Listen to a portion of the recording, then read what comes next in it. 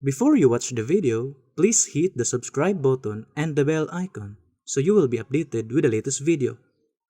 Kung magapanghinawat na nakamo sa kabaskog sa inyong mga panglawas, din may magamit pini nga puhunan sa pagtimbang-timbang sa mga kamaturan na makapaghatod ganato ngadto sa kaluwasan na sa mga gitudlo ni Master Ikaramo pa din sa mga gitudlo kanino ang mga nakasulat lamang sa Biblia.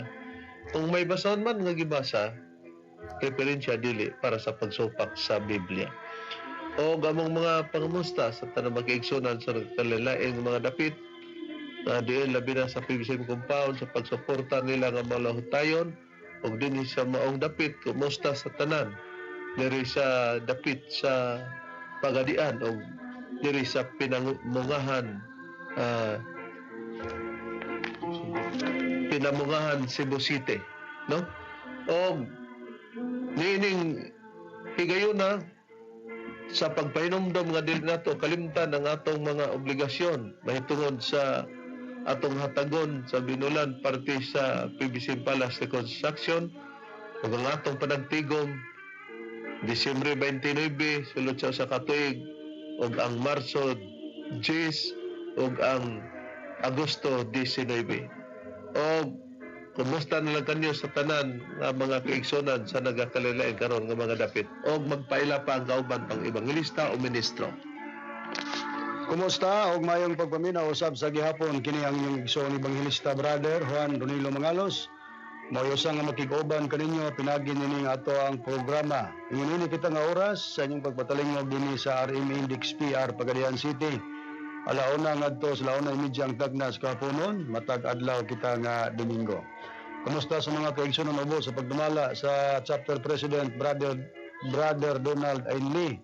Ingon man ang mga kaigsunan nila ni Sister GD Ainley Palabrica, nila ni Boy Padiron, mga Alad family, mga Jalil family, mga Albarico family, ingon man kang Brother Marshall o Sister Bibing Jana o sa imong pamilya, Brother Marshall De Leon usab nga nagasunod og nagapatalingog, atong igsoon usab Sister Raquel Arribado, mayo usab nga pagpaminaw uban sa imong pamilya. Mabati usab dinhi ning silbihan sa DYRR Radyo natin Linis Butong Pinamungahan Cebu. Matag adlaw gyapon Domingo alas 12 ngadto sa alas 12:30 ang tagnas kahaponon. Kumusta sa mga kabanayan sa kaubang ministro? Brother Rene Tilibrico nga mo naghatag kinabuhi dining atong programa. Kumusta na pod usab? Kumusta usab sa mga nagapaminaw o nagapatalingog dinhi karon atong programa. Og ang mga Langitnong Lamdag sa Kinabuhi nga programa sa PBCM, mabati na kinas 23 ka mga radio station. Dinhi sa Cebu City, Toledo City usab og dinhi usab sa Bayogan City, Botuan City og ingon man dinhi sa Surigao City dinhi na kita programa. Sa probinsya sa Bukidnon usab mga kaigsunan dinhi sa Valencia City, dinhi sa Malaybalay City og ingon man dinhi sa Manolo Fortich Bukidnon, dinhi sa Iligan City, dinhi sa Dipolog City og ingon man dinhi sa Calamba Misamis Oriental. Dinhi sa Cagayan de Oro City og Misamis Oriental mabati dinhi sa DXPR Radio Ultra o mabati usab dinhi sa DXPR Teleradio, RPN DXPR Teleradio o dinhi usab sa Villanueva Misamis Oriental sa Cabosis Power Radio o dinhi usab sa Balingasag Misamis Oriental ang di Radio ay Kurat FM. Kumusta sa mga kaigsunon ubo sa pagdumala ang mga PBCM women's group ubo sa pagdumala sa Presidente Madam Gaga Eugenio. Og dinhi sa inyo sa Railbit Radio alas 6 ngadto sa alas 7 ang tagna sa kahaponon o sa kabuntagon mga kaigsunan. Itong gusto magpadangat sa mga pangutana, i-text lang kami sa mga numero sa Globe 0917-811-8882 sa Smart 0908-3938-768. Aron sa paghisgot sa tema, balik ko kamo kang Reverend Sale. Atong paghisgutan badron mga mahal na mong tigpaminaw, mga kaigsunan, ang bahin sa gipamahayag ni Mitchell Bendilio sa paggamit niya sa Lucas 4:16-31 nga mo iyang gipakita nga sa pagpahigayon niini nga ang gibatasan daw ni Kristo ang bot niya ipasabot sa pagbantay gyud daw sa adlaw nga igpapulay pero dili gyud kana mo ipasabot. Ani atong patalingugan ba drone aron dinhi nato ipakita ang atong mga pagtubag sa mga gipamahayag ni Bendelio. Okay, batong paminawon ang tingog ni Mitchell Bendelio Pastor sa Sabarista. Karon mga kaigsuonan, ilang giingon nga nanikas daw ko. Ilang mo po na nga right bisan pag unsa ila isulti kita di man ta na ma dili man ta na mamuligi. Di ta na mamuligi mga kaigsuonan, no? Problema na nila. Mato pa nila nanikas gyud ko. Unya ila pa kung iapil-apil si Mrs. White, unya ang katawanan ba ang akong statement man ang gigamit ni Ginoong Hesus libro ni basahon ni Isaias. Di ba klaro atong basahon gani? Unya mato pa nila nga nanikas gyud ko kay ang libro sa Isaias daw wala labot tong Isaias 56 versikulo 6. Ang pangutana, nigamit siyang Mrs. White, nya naapa po kayo mabasa nga ninyo si Mrs. White nga walay labot ang Isaias 56 kanira kung Isaias 61. Ato na pa nahihatag niya nga challenge nga basahan na ninyo ha, mga friends. No, mga friends kong PBCM, basahan na ninyo. Lucas 4:16 ngadtos 17 isa ato basahan. Og siya miabot sa Nazaret, din dito siya magtubog. Sumala sa iyang nabatasan, siya misulod sa sinagoga sa adlaw nga pagpahulay. Og siya mitindog aron sa pagbasa. Og dihay gihatag kaniya nga basahon sa propeta nga si Isaias. Unsang basahon na Sister Catherine ang gihatag? Basahon ni propeta Isaias. Wala nag-ingon nga kapitulo sa libro sa basahon ni Isaias. Sabda po doy. Basahon gani tibuok. Atong nakita mga mahalamong tigpaminaw nga tungod kay basahon man kuno tibuok gyud basahon diha ni Isaias. Kay nag-ingon man mi nga ang Isaias 56 city nga iyang gisuportan nini para sa adlaw igpapahulay. Walay labot na iyaging ilabot kay basahon kung kuno ni Isaias dili man kuno na kapitulo o bersikulo ang gisgutan. Mo nang iyang gipasabot apod kuno mag-ingon si Ellen Goldwhite nga way labot ng Isaias 56 size og city kay naman goy mabasa sa Desire of Ages nga kanang gikutloan sa Lucas 4:16 ko ipadayon na hangtod sa 21 nga gihuman ni Kristo ang maong pagbasa diya nasa Desire of Ages sa pahina 174 og ang sa pahina 178 mga malamong tipaminaw nga gikutlo niya ang nasabtan niya nga sa Isaias na 61:2 pero kung isugod na Isaias 61:1 og 2. Nakaron ang gibuhat ni Mitchell Bendelio niya ato ipadayon ron. Okay, batong paminawan pagpadayon. Basahon ni Isaias kay naa diha ang kaimportante sa adlaw igpapahulay. Atong basahon daw, atong basahon aron nato mahibalan ngano man gyud nga basahon sa Isaias manggod kay ang subject mga kaigsuonan nga giingon ni Dr. Lucas kay si Lucas may kasulat ani si Kristo nagbatasan kada adlaw Sabado moadtog simbahan kung sinagoga. Kanang batasan na maayo na nga batasan kay kang Kristo na. Sure ko nga kung kana atong sundon maayo nang batasan na. Kana kung mutuo ka nga kanang batasan ni Kristo maayo. Pero kung imong tuuhan nga si Kristo kanang batasan na dili maayo din well, go. Ayaw tumana na ay sundan na.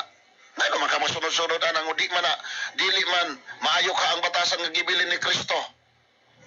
Tanawa karon. Kansa namang batasan karon ang gipagsunod-suban, di na wa na batasan na ni Kristo mo bitaw na kun maniguro gyud mo igsuon, paniguro mo sa gibatasan ni Kristo. No? Naay gibatasan ni Kristo inyong isalikuay, unya kanang wa batasan mo inyong sundon.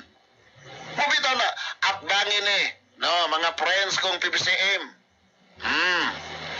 Higalang mga PBCM, no? Atbangin nga nagbatasan si Kristo kada adlawng Domingo moadtog simbahan kay kung makaatbang mo niini may mong laki. No? Muunda ko wali lang. Kay ngano pa man ta masigkon nga nama pa di gibatasan mo pa ni Kristo? Makatablag yun mo. Pero hangtod di gyud mo makabasa niini, wa gyud mo nakatabla bisan pag insaon. Nga naman, naman kayo mabasa nga si Kristo nagbatasan kada adlaw Sabado moadtog sinagoga. Kung simbahan every Saturday. Basahe po ko nga gibatasan po ni Kristo every jud mo ni ini. Mo nang maingnan gyud mo sa taga-Bohol, wa dyan mo. No, wa dyan mo kung may mahimo. Ato masahan mga kaigsuonan nga nabagoy every Saturday. Yok 4 verse 16, dayan jump to 31. Ano na to maklaro mga kaigsuonan? Kay gilubag yung tinuod. 4:16 basa. When he came to the village of Nazareth, his boyhood home, he went as usual to the synagogue on Saturday and stood up to read the scriptures. Unsay giingon and stood up to read the scriptures on Saturday. Verse 31, basa. Then he returned to Capernaum, a city in Galilee, and preached there in the synagogue. Saturday. O nga nung libro ni Isaias man ang gitunaw, kadaghang libro sa Biblia. Na libro ni Daniel, na libro ni Jeremias, na libro ni David, na libro ni Solomon, na libro sa Sinod ni Moises. Nga namang kang Isaias gyud, atong basahon Isaias 56:6 nga to 7 basa. Saan po nung sa Diyos Biblia?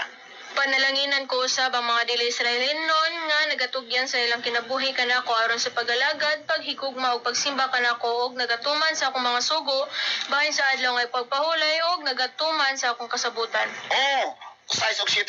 7. 6. 7. Gadon ko sila sa akong balaang bukid, ilipayon ko sila dito sa akong templo nga alampuanan. Dawaton ko sa akong halaran ang ilang mga halad nga sinunog ug uban pang mga halad kay Awa na mga kaigsuonan. Ang adlaw igpapahulay alang sa tanang mga katawhan bisan pa sa mga dili Israelanon. Unya dadon ko sila ngadto sa akong templo. Lipayon ko sila didto. Mao na nga ang subject nga ningon si Dr. Lucas, gibatasan ni Kristo kada adlaw Sabado kung Saturday tuwa siyang sinagoga. Muna iyang rason mga mahal mong tigpaminaw. Kay gibatasan ko ni Kristo sa adlaw sinagoga, sa adlaw sa Sabado, diha sa pagsulod sa sinagoga. Kaya ang iyang buti pasabot, nga sa pagbasa ni Kristo adto, nga gibatasan, nga apil na kuno sa mga basahon katong Isaiah 56:6 ug 7. Dabe, kung basahon tato ang pulong sa Dios nga Biblia, sundan ta brethren. Og mo may paris dito, og di ba mauwawan ni siya kay moingon ba siya katawanan kuno, busa patumbasan pud niya nga mangita tag kuan daw. Kini ni ang niadto pa pud kuno si Kristo sa adlawng Domingo nga gibatasan niya ang adlawng Domingo para makatabla kuno ta. Wa man na magpasabot nga og gibatasan ang pagbantay na sa adlawng ipapulay, di na mister pang mangita tag Domingo nga gibatasan. Kaya ang imong batasan di may mahubad ang batasan ni Kristo nga giatol o isulod niya sa adlawng Sabado kay tudluan sila nila dili kay ganang iyang gibasa ang pamor diha ang Isaiah 56:7. Unsay prueba, brethren? Okay, basahon na to red. Ang gigamit niyang sitas, kining 4 nga mo iyang paborito sa Lucas. Kapitulo 4, versikulo 16, ang atong pagbasa. Ngadto sa 17, kay nihunong man siya, brethren. Okay, niya. Kung basahon na, Lucas 4, 16, 17, tatak 20 at 20, suli Bible na to basahon. Pero ipadayon na to ngadto sa 21, brethren. Okay niya. Og siya miabot sa Nazaret din, didto siya magtubo, og sumala siyang nabatasan, siya misulod sa sinagoga sa adlaw nga igpapahulay. Og siya mitindog aron sa pagbasa ang atong Ginoong Hesus. Og diay gihatag kaniya nga basahon sa propeta nga si Isaias. Og sa pagbuklad niya niini, nakita niya ang bahin diin na isulat kini nga nagayon. Dito lugar sa basahon ni propeta Isaias, may gibuklad niya og may nakita siya nga bahin nga naisulat. Nya mautoy ang gipasabot, brethren, nga di man kuno bersikulo o kapitulo ang gisgutan dia, basahon man ni Isaias di sa ato pa. Apil daw tong Isaiah 56:7 nga nagbantay o pabantayan ang adlaw ipapulay, pero mo kay unod ya, brethren. Mao na lagi nga ninguntag nanikas kay di man mao ang unod aning gigamit niyang 56:6 kay sa 18 mao maning unod sa bahin sa naisulat sa basahon ni propeta Isaias. Ang espiritu sa Ginoo aniya kanako, kay iya man akong gidihogan aron sa pagwali sa maayong balita ngadto sa mga kabos. Gipadala niya ako aron sa pagpahibalos kagawasan ngadto sa mga binilanggo og sa kahiuli sa igtatan-aw ngadto sa mga buta, sa paghatag sa kagawasan ngadto sa mga daog-daog, sa pagpahibalo sa tuig sa kahimot sa Ginoo. Og iyang gilukot ang basahon, human nalugwar basa, gilukot ang basahon og giuli kini ngadto sa tigalagad og milingkod siya og ang mga mata sa tanan nga diha sa sinagoga gitutok ngadto kaniya. O kanila misugod siya si Kristo sa pagsulti nga nag-ingon. Dining adlaw karon kining bahina sa kasulatan na tuman diha sa inyong pagpatalinghog. Si Bindilyo Rebelin ang iyang pagparis niini kay paghatag kuno sa basahon ni propeta Isaias, wa man kuno butang teksto, bersikulo, kapitulo, prohibong ta nganong nagdagandagan siya dito sa Isaias 56:6. Pero sa gisusita na tekstoy. Now, kining giingon sa 18. Teksto man ni sa Isaias, ang espiritu sa Ginoo niya kanako kay iya man akong gidugan sa pagwalis maayong balita ngadto sa mga kabos. Agato nang ihot pagbasa mo nang unod, dili kadtong 56 ang gipasabot niini. Nakita nato ang mga mahal mong tigpaminaw. Ang porsyon lang sa basahon sa Isaias din pabor dito nga nahisulat. Gani gipakita kini sa Amplified Bible mga mahal mong tigpaminaw nga kana gikuha na sa Isaias 61:1-2 dili atong iyang gibasa nga adlaw igpapaulay sa Isaias 56:6 og city sa ang tulong sa Dios nga Biblia. Unsay puriba, brother? Okay, basahon na to ang Amplified Bible sa Luke chapter 4 verse 16 up to 17. Nga kanang tunod sa bahin sa kasulatan sa Isaias nga gibasa sa atong Ginoong Jesucristo, wala sa 56 sa Isaias. Niya, basahon ako. So he came to Nazareth, that Nazareth where he had been brought up, and he entered the synagogue as was his custom on the Sabbath day, and he stood up to read. And there was handed to him the roll of the book of the prophet Isaiah. Doon na gihatag kaniya nga libro sa propeta nga si Isaias. He opened, sa ito pa ang libro, he opened the book and found the place where it was written. Sa iyang giablihan ang basahon o libro ni Isaias, iyang nakita ang dapit diin kini nahisulat o gihatag dayon ang Isaiah sa chapter 61 verse 1 and 2. Muna sa 18 kay mao man unod sa 18 kanang sitasa. The Spirit of the Lord is upon me because he has anointed me to preach the good news to the poor. He has sent me to announce release to the captives and the recovery of sight to the blind, to send forth as delivered those who are oppressed, crushed, and broken down by calamity. Sa kining hubad nga Amplified Reverend, kitagaag sitas, dili 56 ang sitas nga gipasabot niining bahin sa kasulatan ni propeta Isaias nga gibasa sa atong Ginoong Jesucristo, kundili hain dapit nga bahin sa kasulatan sa propeta nga si Isaias niya sa 61:1-2. Na atong tanahon og katong porsyon na nga gibasa mao batong unod diha sa Lucas badron kay labihan niya nga amo kuno siyang giing nagtikasan. Tikasan bitaw ka kay di mao ipares niya to. Nara sa Lucas kay mong gibasa muungot ka sa Lucas 4:17. Kay Isaias ra imong basahon dia aron mulaktod ka dito sa Isaias 56:7 ngang Isaias dia nga gibasa niya kanang porsyon nga ang espiritu sa Ginoo niya kanako. Busa sakto ang gihatag sa Amplified Bible og niilin Goodwight nga naa nas Isaias 61:1-2. Okay, basahon na to, Reverend, ang Isaiah 61 versikulo 1-2. Ang espiritu ni Jehova nga ginawa niya sa ibabaw kanako tungod kay gidihugan ako ni Jehova aron sa pagwalis maayong mga balita sa mga maagok. Ako gipaanhin niya aron sa pagbugko sa mga dugmok ug kasing-kasing, aron sa pagmantala sa kagawasan sa mga binihag ug sa pag-abli sa bilangguan alang kanila nga ginagapos, aron sa pagmantala sa tuig sa pagpasiguli uban kang Jehova og sa adlaw sa pagpanumalo sa atong Dios aron sa paglipay niadtong tanan nga nagbalaka. Busa wa masayop ang pagpahayag nga gibasa ta sa Amplified Bible nga gitaparan og sitas Isaiah 61:1-2 nya sa iya pong amo nga gibasa kaganina sa The Desire of Ages mao gyapon ang pagkutlog gikan sa 4:16 tuwa didto ang katumanan sa Isaiah 61:1-2. Gibasa ta sa ilang Biblia, gipabota tatak 70 Adventist Holy Bible, mao ang nakasulat didto sa pagkutlo ni Ginoong Jesucristo, dili ang Isaiah 56:6. Na karon iyang gikalipay ang pagbasa sa Isaias 56:6 ug 7 sa ang pulong sa Dios. Basahon nato bradron nga naapil man diha ang mga sinunog. Tanaw na to sa panahon kang Kristo, naapil na ba o napatuman ba tungod kay gibatasan niya ang iyang hubad niya diha niya na ang pagbantay sa adlaw ipapali og halad nga sinunog kay nadungog man nato nga iyan ang gibasa. Okay, iyang gigamit atong balikan pagbasa timan-anta nga pag-abot sa panahon sa atong Ginoong Kristo, adlaw nga igpapahulay Sabado wala na bantay, kalaki pa ng mga halad nga sinunog wala na pud na. Iyan ang gigamit atong basahon tag mo sumada bagini, daanang nabulyaso nga dili mo gipasabot dito sa Lucas 4:16 niya.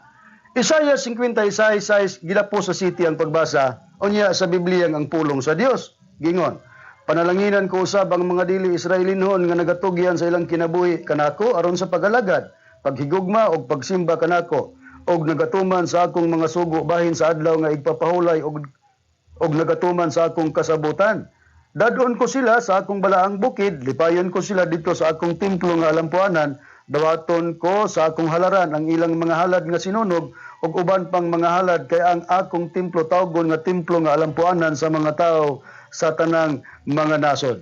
Mo nang gibasa ni Mitchell Bindilio mga malamong tigpaminaw para isuportar atong Isaias bisag dili mo'y mao ang katumanan Isaias 61:1 ug 2 at tugid siya sa 56:6 ug 7 dobe kay apil man ng adlaw ipapolay og ang halad nga sinunog diha nga dawaton niyo ba tanawa og mao ba sa panahon kang Kristo tungod lang kay iya gyud nga interpretaron sa 70 Adventist nga kanang batasan pagbantay na sa adlaw igpapahulay dobe kalakip na ang halad nga sinunog nga gibasa sa panahon kang Kristo nagamit pa siya halad nga sinunog bradron. Wala na rebelen gani gipahayag kini sa atong Ginoong Kristo nga wala na say kahimuot niini.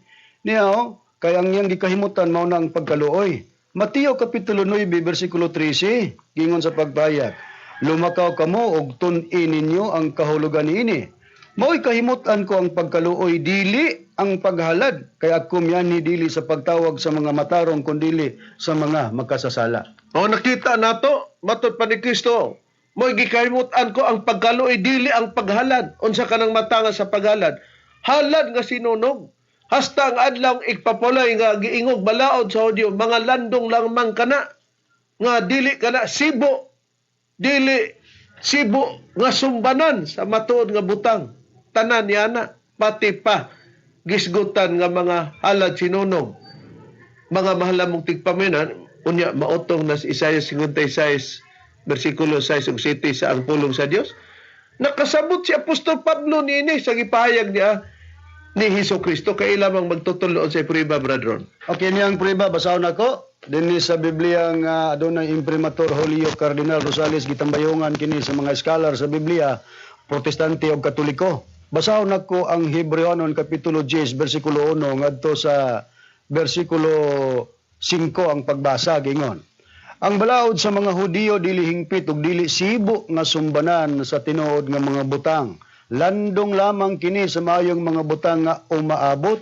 Ang samang mga halad, gihalad kanunay matag tuig. Busa unsaon man sa balaod, paghingpit sa mga tao nga moduol sa Dios pinagi nining mga halad. Kung tinuod pang mahinluan sa ilang mga sala ang mga nagsimba sa Dios, dili matud pa, dili naunta sila mubati nga sad-an gihapon. Og wala na untay mga paghalad nga himuon. Apan pagkakaron, ang mga halad nagapahinumdum matag tuig sa mga tao sa ilang mga sala.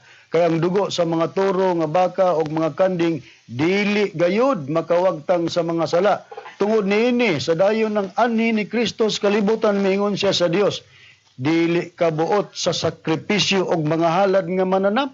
Apan giandaman mo ako og usa ka lawas matud pa sa atong nabasa Reverend dini nga sa pag-abot ni Kristo dinis kalibutan matud pa niya mo gikahimutan ang pagkaluoy dili paghalad kining mga halad nga mga sinunog adtong mga dugo sa turong baka kanding nga didto sa gipahayag sa pagpahayag nga gigamit ni Mitchell Bindilio pag-abot sa atong Ginoong Kristo wala na kana niya tumana. O kita mo na di nasaypan karon ang batasan ni Kristo matud pas inyong hubad batasan sa pagbantay sa adlaw nga igpapulay Unya nganong ningon ta brother nga lakip na niya ni ang adlong ipapahulay sa imong gibasa tungod kay naa dinhi ang balaod sa mga Hudyo sa Hebro 10:1 makita na dinhi sa dili pa nato ilapo sa bersikulo 5 gingon ang balaod sa mga Hudyo dili hingpit og dili sibo nga sumbanan sa tinod nga mga butang landong lamang kini sa mga butang nga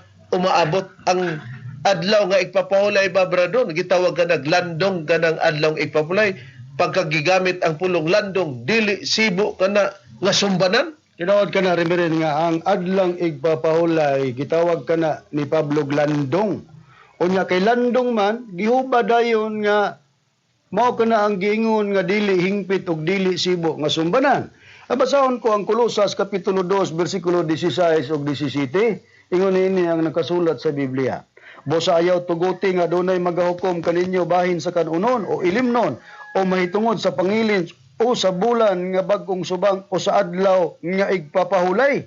Kini sila kadtong bagong bulan, bagong subang o sa adlaw nga igpapahulay matud pa ni Pablo, kini sila landong lamang sa butang nga umaabot o malabot apan ang lawas iya ni Kristo. Kunain kining gisgutan ni apostol nga si Pablo nga balaod sa mga Hudiyo dili hingpit og dili sibo nga sumbanan gingog landong lamang kini sa mga butang maayong butang nga umalabot mao kining gingon nga mga bagong subang o sa adlaw nga igpapahulay landong but ipasabot nga landong dili hingpit og dili sibo nga sumbanan.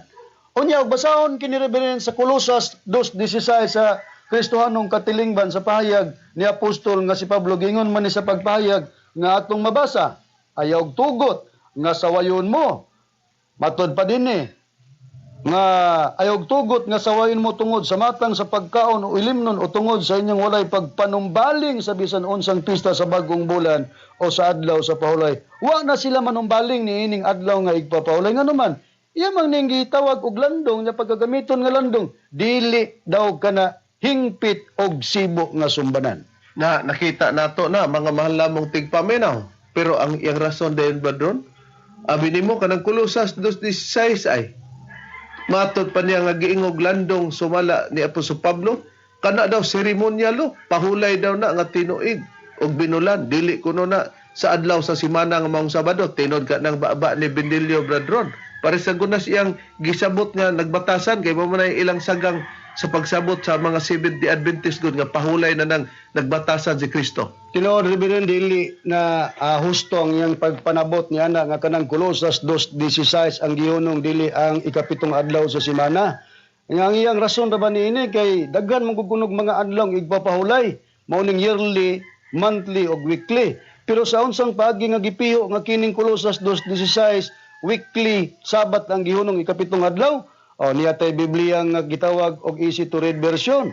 Sa Colossians chapter 2 verse 16 gingon, so don't let any person make rules for you about eating and drinking or about Jewish customs, festival, new moon, celebration and Sabbath days.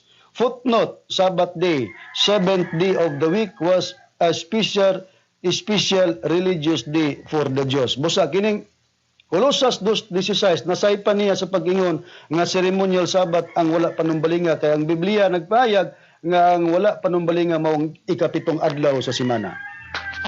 Klaro kayo mga mahal lamong tigpaminaw gani nganong ikapitong adlaw sa semana gina nigamit pud na gani siya the New Testament Filipino version kanang Kolosas 2:16 adunay footnote niya na gipataban pagpamatuod nga dili gyud ang binulan og tinuig nga pahulay niya na